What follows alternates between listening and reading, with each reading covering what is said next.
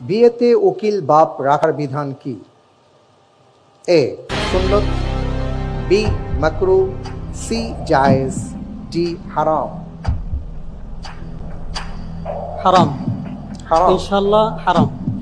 Lock করে দিব, fridge করে দেওয়া হোক, ডি হারাম। মোশাররফ ভাই, আপনি বলছেন হারাম।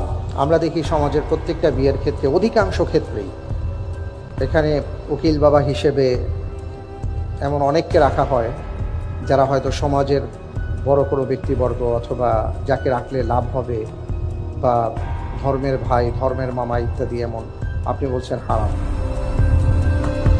আপনি যে উত্তরটি দিয়েছেন, আপনার উত্তরটি আমি দেখতে পাচ্ছি সঠিক উত্তর। আলহামদুলিল্লাহ। আলহামদুলিল্লাহ। প্রিয় দর্শক, নিশ্চয়ই আপনারাও হয়তো অনেকেই অবাক হয়েছেন উত্তরটি শুনে যে হারাম। আসলেই তাই।